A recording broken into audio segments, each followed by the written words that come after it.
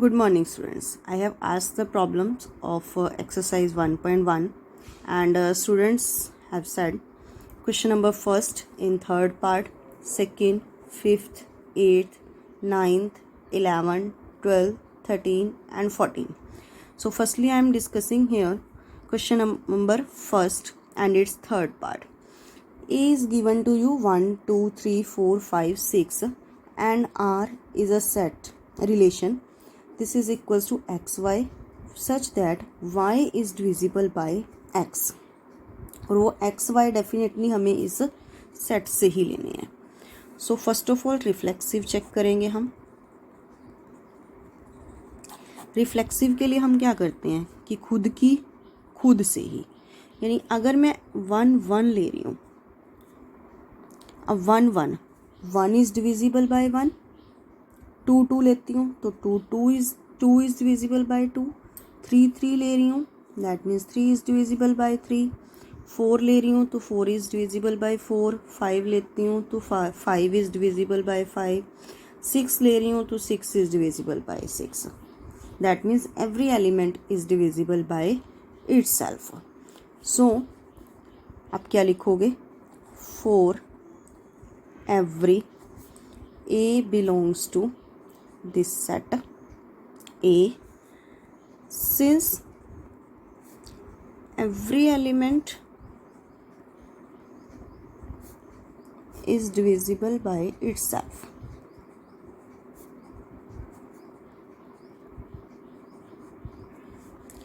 So A this belongs to R.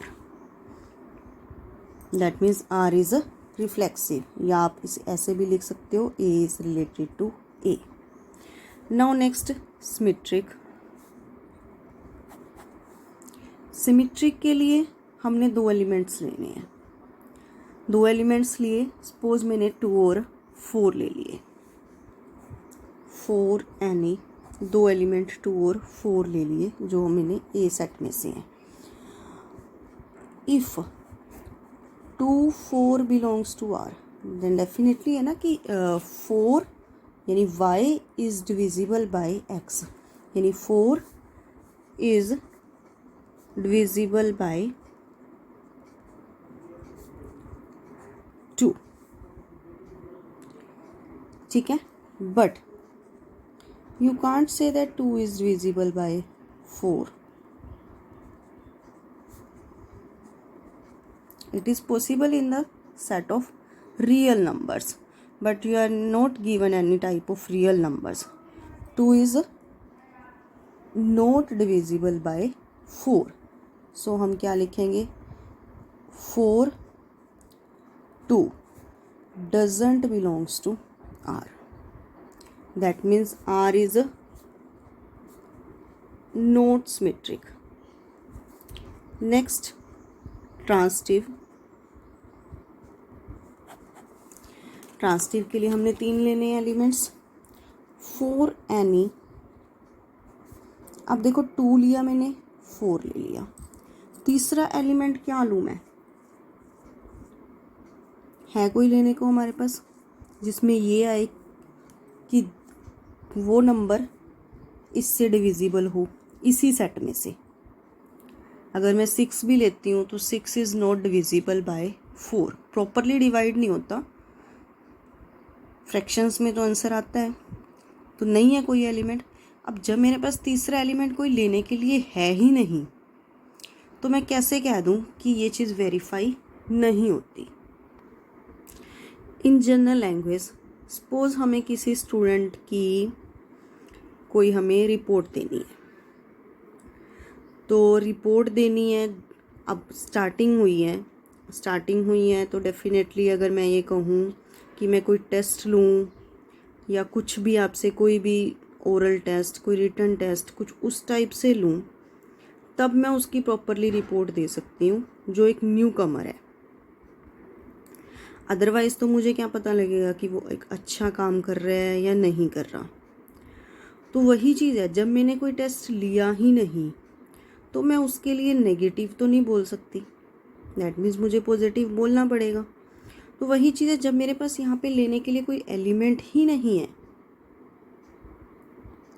कोई element नहीं है मेरे पास यहाँ लेने के लिए थर्ड, तो हम इसको नेगेटिव नहीं बोलेंगे। दैट मीन्स हम ये कहेंगे कि दिस इज़ अ ट्रांसिटिव। ठीक है, so R is a transitive. Reason क्या लिखेंगे? Because we don't have third element which satisfies this relation, या जिससे हम ये वेरीफाई कर सकें। हमारे पास ऐसा कोई भी एलिमेंट है ही नहीं। सो आप क्या लिखोगे? R is a transitive.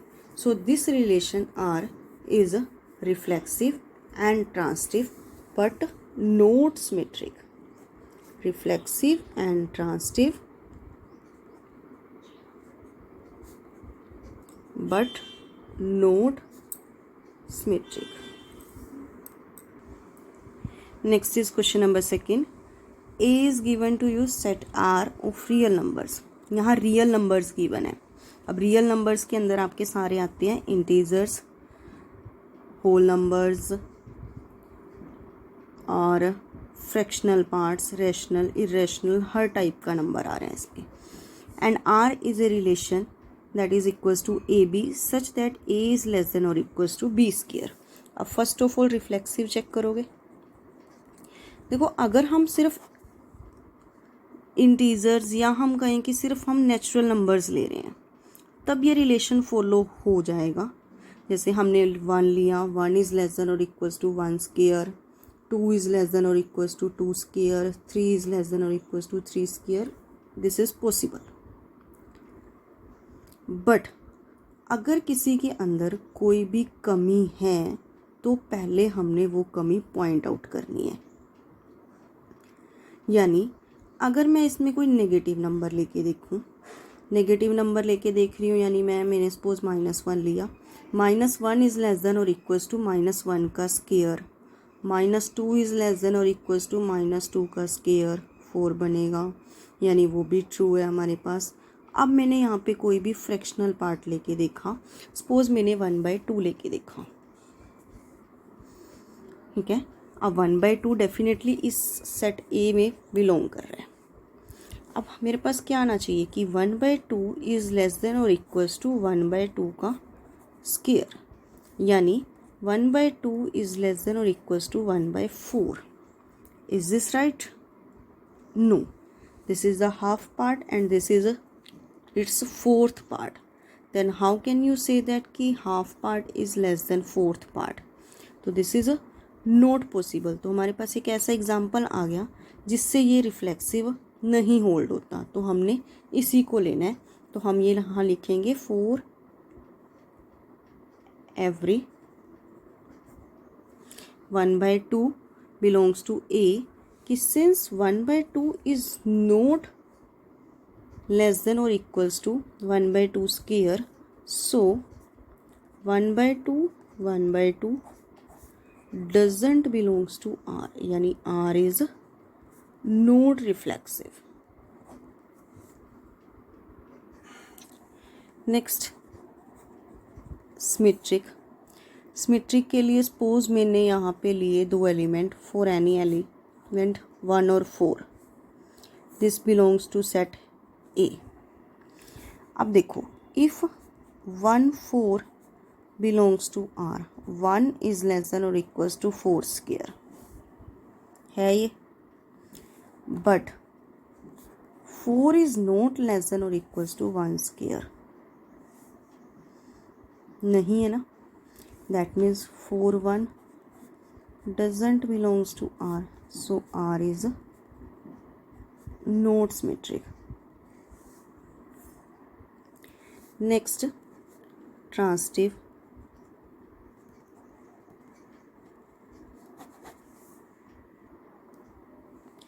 Transitive के लिए मैंने 3 एलिमेंट लेने हैं फॉर एनी। सपोज पहले मैंने 3 2 लिया,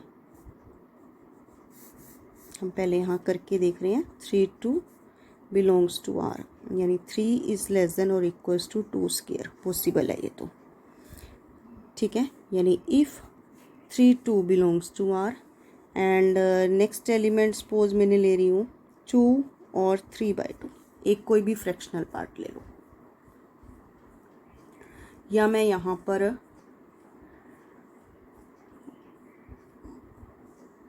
कुछ भी और एलिमेंट भी ले सकती थी। तो 2 इज़ लेस देन और इक्वल्स टू 3/4 का होल स्क्वायर यानी 9/4। Definitely this is possible. That means these two sets belongs to R. Then अब हमने चेक करना है कि whether this 3 is less than or equals to 3/2 square, यानी 3 is less than or equals to 9/4। 9/4 कितना आएगा? 2.25 something. अब 3 इज लेस देन 2.25 है? नहीं है ना। सो 3/2 this doesn't belongs to R. So R is not transitive.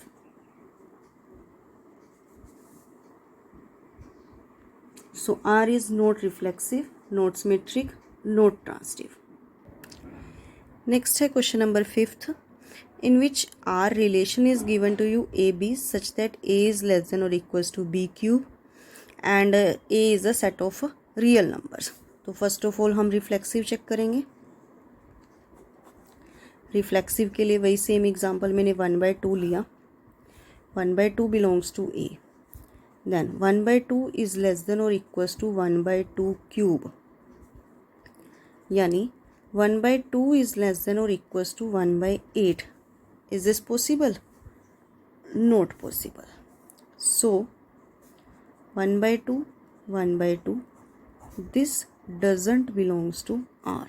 So R is not reflexive. Next, symmetric.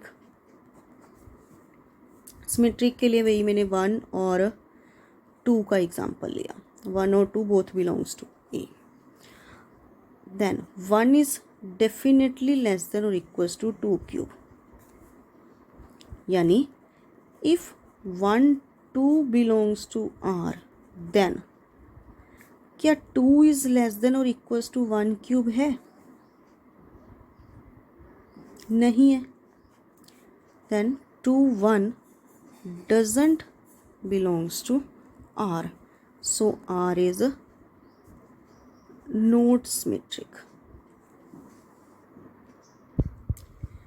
Next is transitive.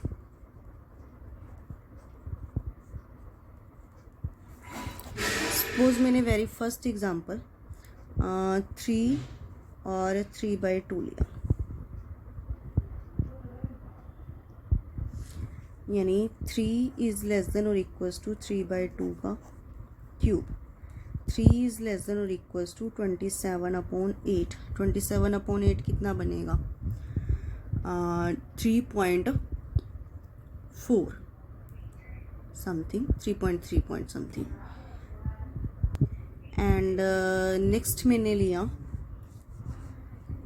3/2 is less than और equals to 6/5 का cube, यानी 3/2 लेस देन और equals to 6 का cube 216/125। अब 216/125 की 3/2 that is 1.5 and 216/125 that is 1.72. then this is possible, यानी कि if 3/2 belongs to R and 3/2 6/5 this belongs to R. हमने दोनों वेरीफाई कर लिए, बट 3 इज लेस देन और इक्वल्स टू 6/5 का क्यूब, यानी 3 इज लेस देन और इक्वल्स टू 216/125, यानी 3 इज लेस देन और equals to 1.7. Is this possible? Not. So 3 6/5 doesn't belongs to R. You can take any other example of it also. Next question is 8. Show that the relation R in the set A 1 2 3 4 5 given by R equals to AB such that A minus B is even. Show that this is a equivalence relation and show that all the elements of 1 3 5 are related to each other and the elements 2 4 are related to each other. अब ये equivalence relation पहले हमने कर लिया होगा, then definitely I will trust on you and hope so you have understood this.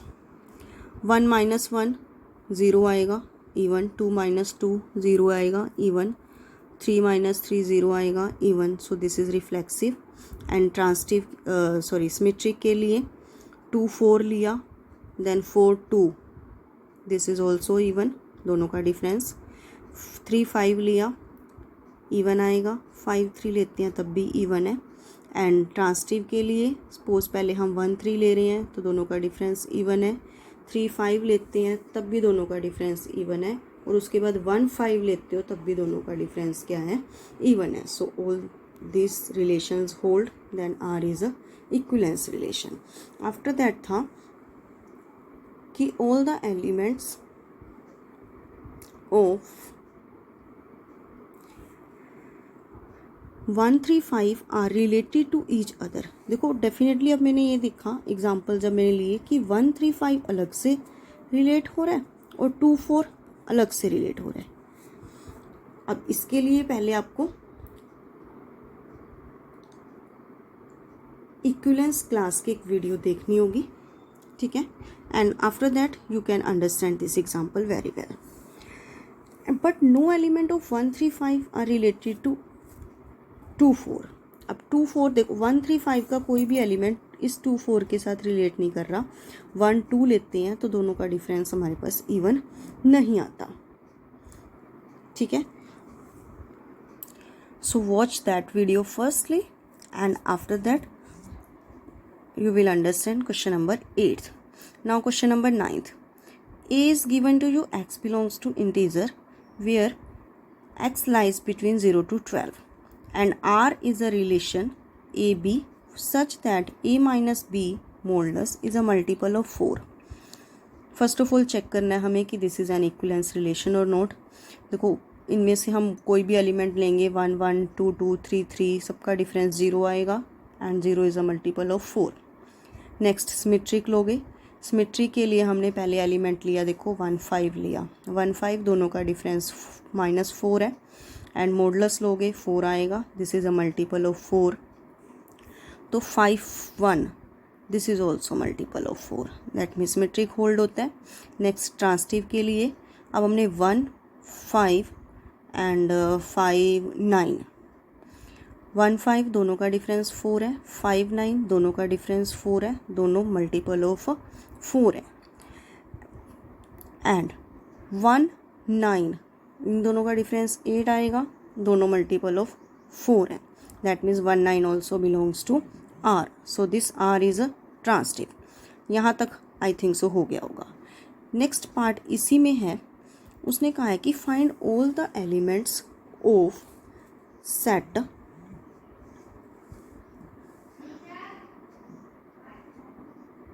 Find the set of all elements related to 1 in each case. Each case का है, दो पार्ट है तो दोनों के लिए अलग अलग. अब 1 से रिलेटेड यहाँ पे हमने एलिमेंट्स लिखने हैं. अब 1 का नेक्स्ट एलिमेंट होगा देखो 5 जो इस प्रॉपर्टी को होल्ड करेगा. 5 9 नेक्स्ट एलिमेंट जो इस प्रॉपर्टी को होल्ड करेगा. अब 9 के बाद डेफिनेटली 13 आना चाहिए था लेकिन 13 इस सेट में नहीं है. So these are the elements related to 1, क्योंकि दोनों का डिफरेंस 4, इन दोनों का डिफरेंस 4, इन दोनों का डिफरेंस मल्टीपल ऑफ 4 है. Next part R equals to AB such that A equals to B. तो इसमें मैंने एलिमेंट्स बताने हैं जो 1 से रिलेटेड है। अब 1 से रिलेटेड 1 इक्वल्स टू 1 ही हो सकता है, और तो कोई एलिमेंट है नहीं जो 1 से रिलेट करता हो, यानी 1 इक्वल्स टू मैं उसके बोल दूँ। सो इस सेट में ओनली 1 ही ऐसा एलिमेंट होगा। Next is question number 11th। Show that the relation R in the set A of points in a plane given by R equals to PQ such that the distance of the point P from the origin is same as the distance of the point Q from the origin. OP equals to OQ where O is the origin is an equivalence relation. देखो this is an equivalence relation. Reflexive check करोगे, आप same ही point लोगे। मान लो वही point मैंने P लिया तो OP equals to OP, distance always same ही होगा। So reflexive holds. Next symmetric लोगे।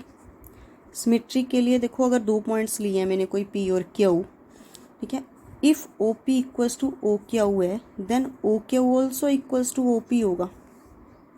Then if PQ belongs to R then QP also belongs to R. Next is transitive. 3 point लेने हैं हमने। सपोज मैंने P, Q और S ले लिया जो उस सेट में से बिलोंग करते हैं। OP इक्वल्स टू OQ है, OQ इक्वल्स टू OS है, ये दोनों गिवन है। अब OP OQ के इक्वल है, OQ OS के इक्वल है, then OP must be equals to OS। That means PS belongs to R. So equivalence relation हो गया। नेक्स्ट इज इसी के अंदर पार्ट दिया हुआ है हमें। Further show that the set of all points related to a point P which is not 0 0 is the circle passing through P with origin as a centre. अब देखो ओथ हमने ओरिजिन एज अ सेंटर लिया, इसके अंदर P की तरह के हम कोई कितने भी पॉइंट्स ले लें और काफ़ी सारे पॉइंट्स ले लें।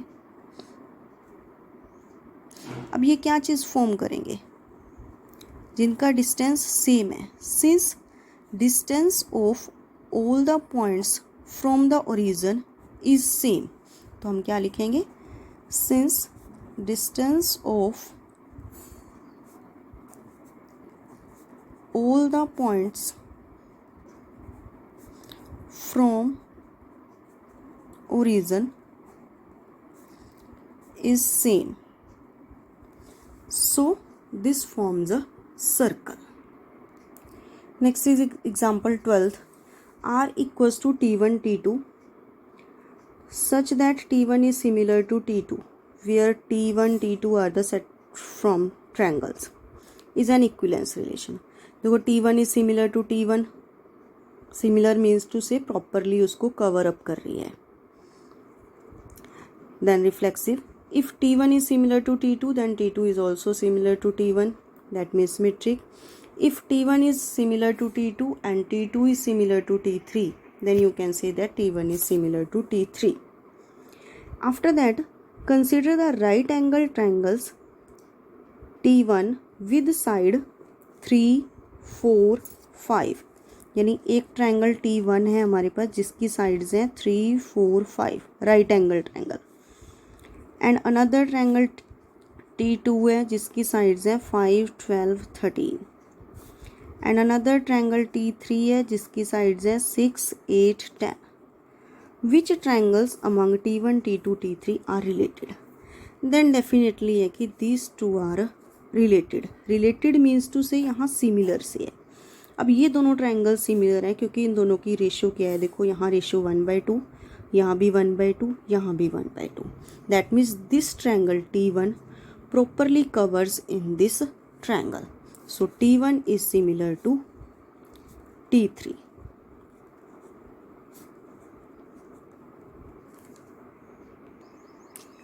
Next is question number 13. Show that the relation R defined in the set A of all polygons as R equals to P1 P2 such that P1 P2 have same number of sides is an equivalence relation. देखो P1 और P1 लोगे तो same number of side जितनी उसकी होंगी उतनी ही दूसरे की होंगी। सेम P1 ही ले रहे हैं क्योंकि हम, यानी सेम पॉलीगन ले रहे हैं, तो रिफ्लेक्सिव है। अगर P1 और P2 की सेम है तो P2 और P1 की भी सेम होंगी, दैट मीन सिमेट्रिक होल्ड हो गया। नेक्स्ट ट्रांसिटिव, P1 और P2 की अगर सेम है, P2 और P3 की सेम है, देन P1 और P3 की भी सेम होंगी, तो ट्रांसिटिव भी हो गया। That means R is an equivalence relation. इसके बाद हमने बताना है what is the set of all elements in A related to the right angle triangle T with sides 3, 4 and 5। अब देखो जिसकी साइड्स हैं 3, 4, 5, यानी ये राइट एंगल ट्रायंगल है, इससे रिलेटेड सेट्स बताने हैं हमने। इससे रिलेटेड सेट, सपोज ये पॉलीगन P1 है जिसकी साइड्स ये 3, 4, 5 है, देन डेफिनेटली P2 होगी जो, उसकी साइड्स भी क्या होंगी, नंबर ऑफ साइड्स 3 ही होंगी, चाहे वो कितनी भी हो, मतलब उनकी लेंथ कितनी भी हो, लेकिन साइड्स कितनी होंगी उसकी, 3 होंगी। दैट मीन्स इससे रिलेटेड सेट क्या हो गया, सेट ऑफ ऑल ट्राइंगल्स। अब 3 साइड्स हैं, देन डेफिनेटली हम उसे ट्राइंगल्स ही बोलते हैं।